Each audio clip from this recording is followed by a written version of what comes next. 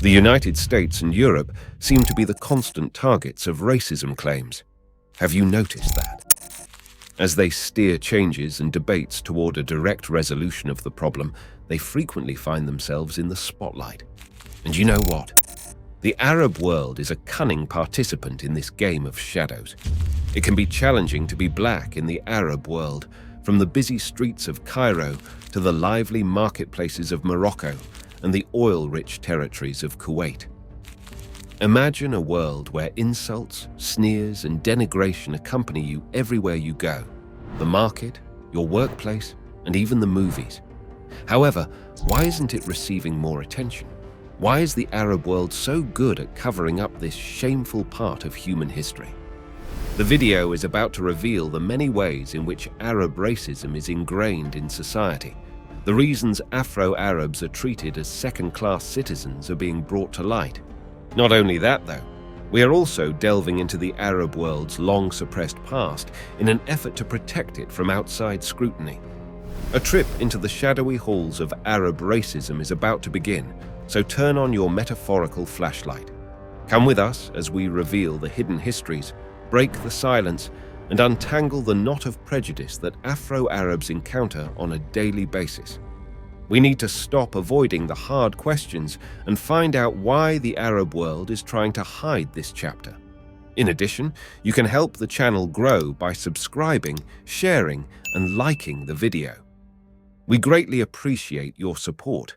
Ahead of plunging into the disturbing reality of anti-black racism in modern Arab communities, we first negotiate the murky seas of a forbidden subject: the historical link between Black Americans and Arabs.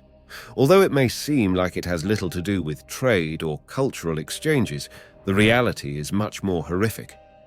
Settle down for a somber tour of the Arab slave trade, a bleak era when Arabs plowed over the merciless Sahara Desert, enslaving black people to power their economies. It was about more than just trading things in the early days of the Arab slave trade, when the idea of humans as commodities started to take root. Life and death were on the line. In their quest to increase their economic might and political clout, the Arabs focused on the expansive territories south of the Sahara. In the midst of the Sahara, a dark activity was taking place as caravans made their way through the desert: the abduction and slavery of black Africans. Arab slave traders dehumanized their trading network by entering towns, separating families, and shackling individuals. This wasn't just a trade in labor. It was the violent displacement of entire communities, the kind of disturbance that would reverberate for decades. An ominous legacy that began with the Arab slave trade and lingers to this day is the Arab slave trade. A shivering commerce that reverberates through the ages included numerous Arab nations, including Egypt, Morocco, and Kuwait. When it first started, these nations weren't on the sidelines, they were in the middle of it. The ancient Nile that flows through Egypt became a crossroads for slaves making their way over the Sahara to an unknown destination. As a mute witness to a trade that treated individuals like commodities, the echoes of that time still linger around the riverbanks. Moving westward, you'll discover that Marrakesh, Morocco, conceals a history marred by the trade in black lives behind its bustling souks and magnificent palaces. Imagine the once vibrant market squares now burdened by the weight of a history that prioritized economic prosperity over human suffering. The last Arab country to outlaw slavery was Mauritania in 1981. All the others had done so by 1970. The complexity that the Arab slave trade had spawned persisted long after it had ended. On the contrary, it permanently etched itself into the collective memory of these countries. In contemporary Arab societies, the scars of this past continue to shape race and identity. Anti-black racism as it is today has its origins in this painful link and reverberates through Cairo, Marrakesh, and Kuwait City. Even during the holy month of Ramadan, when Muslims around the world fast and ponder spiritually, racism is openly shown in Arab media. A regrettable and persistent trend has plagued the airwaves throughout the Arab world. Millions of Arab homes continue to be subjected to racial slurs and insults directed towards Afro-Black Arabs and Black African migrants, even if family-friendly programming was promoted throughout this time. Azmi Wayashan and Blok Gash Mara, two popular Ramadan TV shows, were particularly notorious for their vulgar and hateful language in 2018. Producer Ahmed El Sobki's contentious Egyptian comedy series Azmi Way Ashan was heavily criticized for depicting its main characters in blackface on multiple occasions. Plus, there was racist language, the N-word was used, and the portrayal of black people as servants with faulty Arabic skills and a penchant for sorcery in the show. Such content, which had consequences beyond just being amusing, reinforced the harmful preconceptions and discriminatory views towards Afro-Black Arabs. The Sudanese people were portrayed as cynical and lazy in a full episode of the Kuwaiti comedy series Blok Gara, which featured actors in blackface. Viewers vented their frustration on social media about the show's promotion of damaging stereotypes, which sparked anger. There has been an ongoing issue with the media in the region using racist terminology, blackface, and demeaning depictions of Afro-Black Arabs and Black African migrants. When looking at Arab cinema through the years, it becomes clear that there has been a disturbing pattern of anti-black bigotry.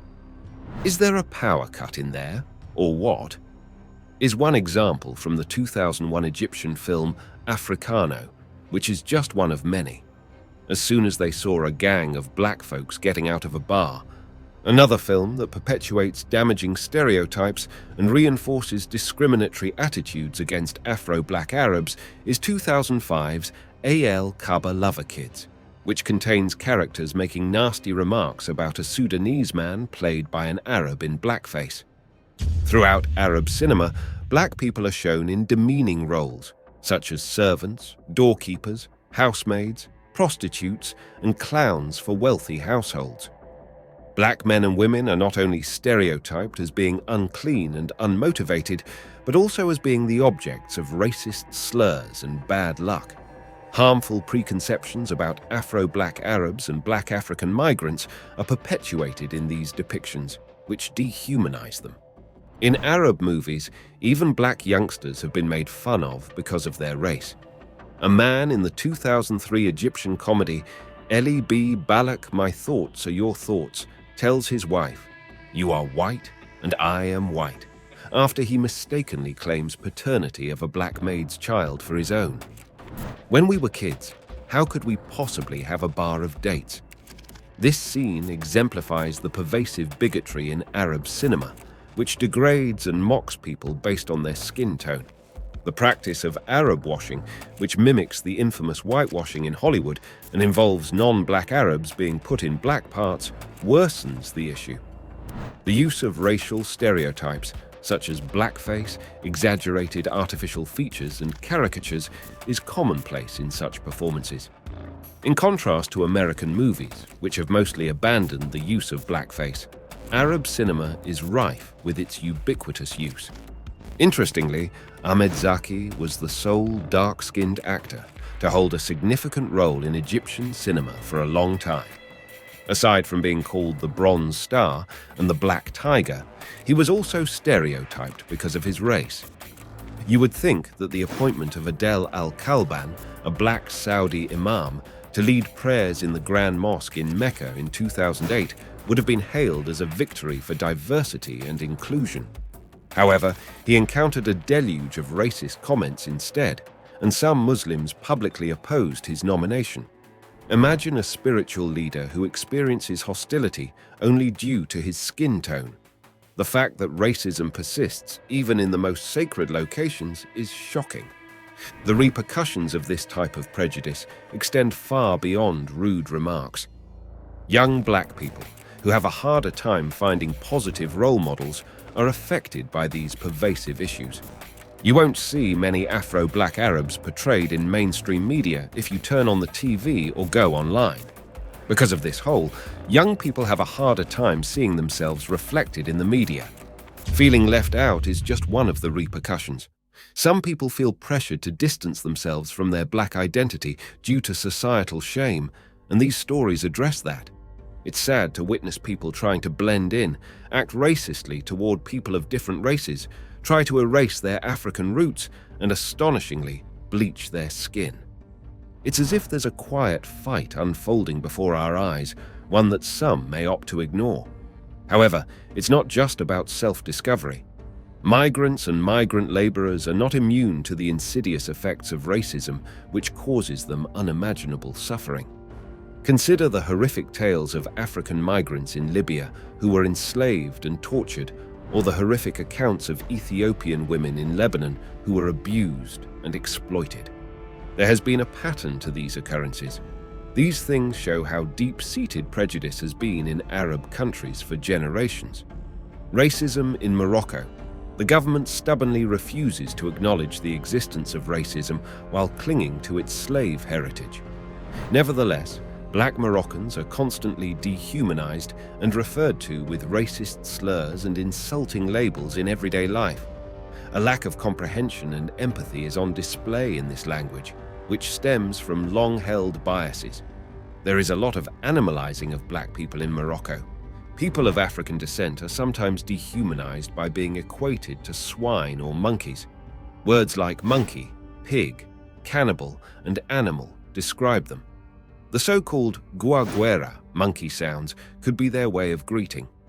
Black Moroccans face persistent denial of their origin and subtle racism in the form of the question menenti, meaning "where are you from?" when asked about their heritage by their fellow countrymen. Black Moroccans frequently encounter inquiries about their ancestry that suggest they do not belong in Morocco. Their heritage is denied, and their sense of worth as a society is diminished by this exclusive mindset. Slavery, racial diversity, and racism remain shockingly taboo topics in classrooms and beyond. This lack of vocalization hinders efforts to combat prejudice and keeps people in the dark. The director of Egypt's Monitoring Center on Racism, Mohammed AI, revealed a troubling truth regarding the portrayal of race in Egyptian media in 2018.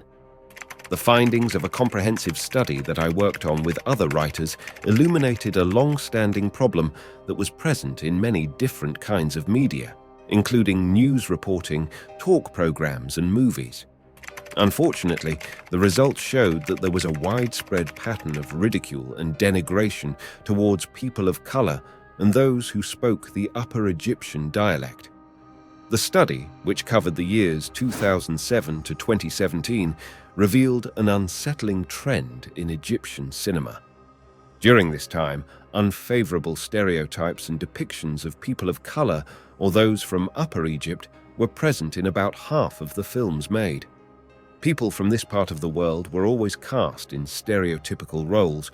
Because of these negative portrayals, which often portrayed them as housekeepers or servants, a large segment of the Egyptian community was further marginalized. Racist and hateful language and speech in the media were the subject of an especially upsetting part of the inquiry.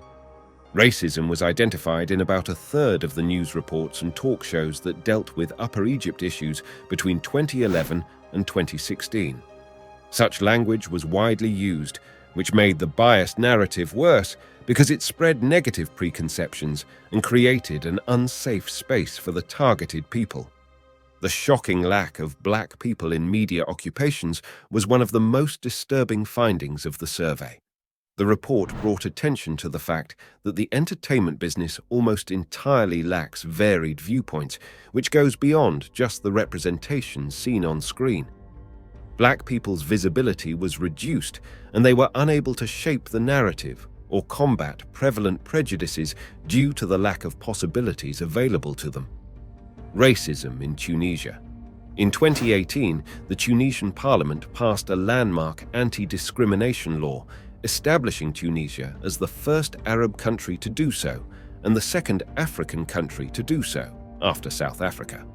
The fundamental goal of Law No. 11, 2018, is the complete and total elimination of racial discrimination in all its manifestations. By criminalizing incitement to violence, hatred, discrimination, and racism, as well as the propagation of ideas based on racial discrimination, the law emphasizes the significance of protecting human dignity and attaining equality among individuals in the enjoyment of rights and fulfillment of responsibilities. A more accepting and tolerant society is the goal of the law. A black Tunisian named Sabrina was the victim of verbal harassment on downtown Tunis's Khabib BBA Avenue in 2016, which is where the idea for this historic law originated. Despite Sabrina's best efforts, the police refused to take her case because no legislation explicitly outlawed racism. This incident revealed a glaring flaw in Tunisia's legal system and sparked a larger social discussion about the need for thorough anti-discrimination laws.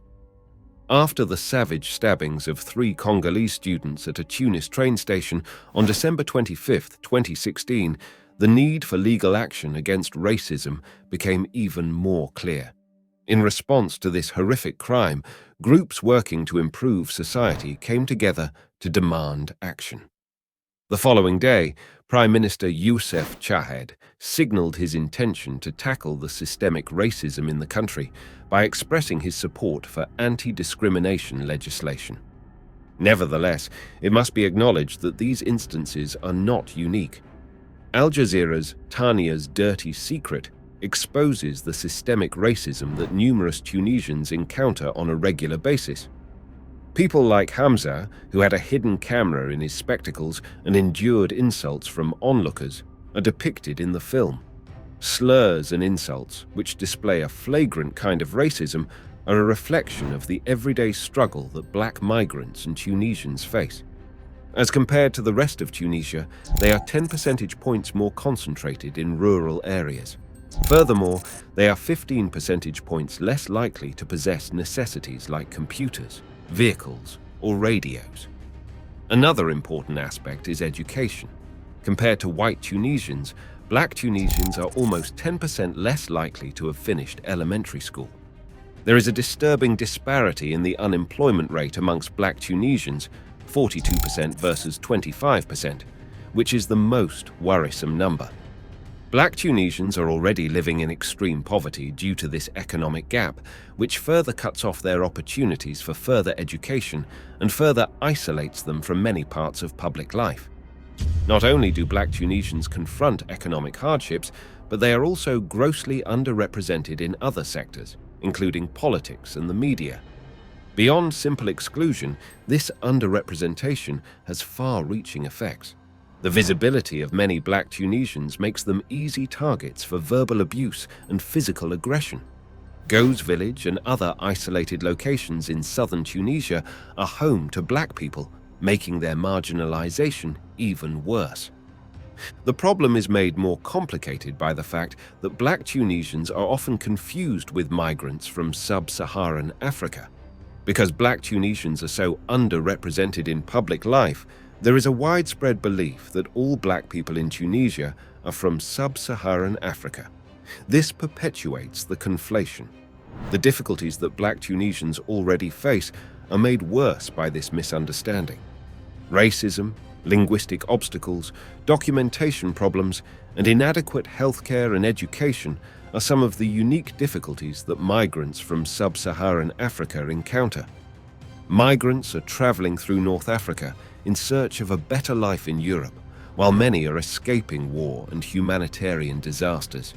Nevertheless, people frequently wind up staying in Tunisia for long periods of time, whether it's for transit or for economic and educational reasons.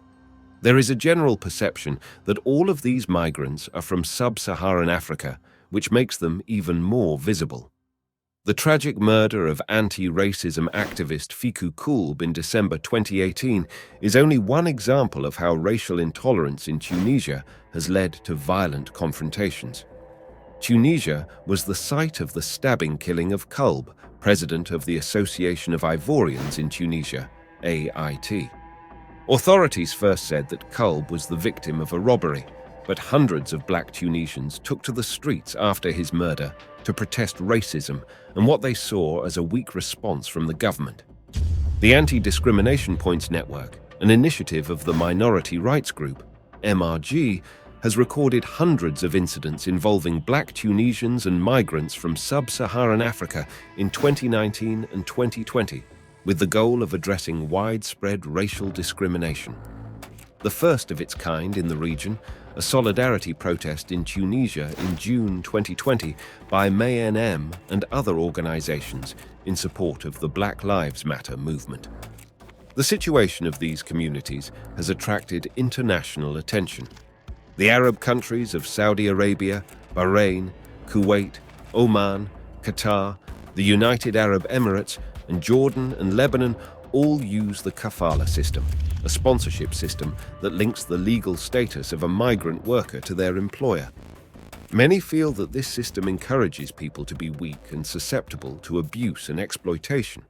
This method has been compared to modern slavery and is known to promote racism. Many migrant workers, like this black worker, endure oppressive conditions under the kafala system and find it difficult to switch employers. The employer who sponsors a migrant worker has complete control over the worker's legal residency and employment status. The employer has a lot of say over whether or not the worker may remain in the nation and continue working, which creates a power imbalance. Lack of oversight from higher-ups makes this system vulnerable to misuse and exploitation since it gives employers too much power. It is common for the kafala system to have an outsized impact on black migrants. When racial prejudices and the system interact, black migrant laborers may find themselves in a situation similar to slavery in the modern era. Some nations' discriminatory views, which reinforce racial stereotypes and lead to unequal treatment, make black migrants' vulnerabilities even worse. An important concern is the difficulty migrant workers, particularly black people, encounter while trying to switch jobs. Workers are severely limited in their capacity to flee exploitative or abusive conditions due to this constraint. Knowing that the prospect of losing their employment also puts their legal status in jeopardy, employers can use this power to keep their employees under tight control. Working long hours for low pay in unsafe conditions is only one way that the kafala system exploits black migrant labor. Victims of verbal and physical abuse frequently report these episodes, but many do not seek help or report them for fear of retaliation. The kafala system helps spread racism in the host countries and keeps modern-day slavery going. Black migrant workers experience systemic discrimination and restricted access to legal remedy because of the system's ability to sustain existing racial hierarchies through manipulation of power dynamics. Many groups and individuals concerned with human rights have spoken out against the kafala system. To combat the inherent prejudice and exploitation in this sponsorship arrangement, there has been a call for extensive legislative changes.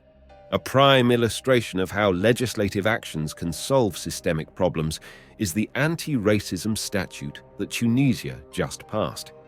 The passage of new laws is not a silver bullet, but it can spark discussions about racial equality and pave the way for larger social changes.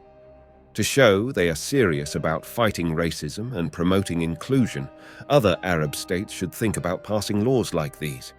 Sustainable development in the Gulf must prioritize diversity promotion and anti-racism efforts due to the multicultural influx caused by economic growth. Acknowledging and appreciating the contributions of people from various backgrounds can improve social peace and these societies' general well-being. Beyond legislative frameworks, educational activities and awareness campaigns should also be part of the fight against racism. In order to combat discriminatory practices in communities, schools, and workplaces, it is important to promote cultural understanding and celebrate diversity. An atmosphere of acceptance and tolerance can help dismantle long-standing prejudices. The media can have a big impact on someone's views and opinions. A more complex knowledge of racial and ethnic groups can be achieved through the portrayal of multiple narratives, which can be facilitated by promoting responsible and inclusive representation in the media. As always, don't forget to like the video, subscribe to our channel, and share our videos.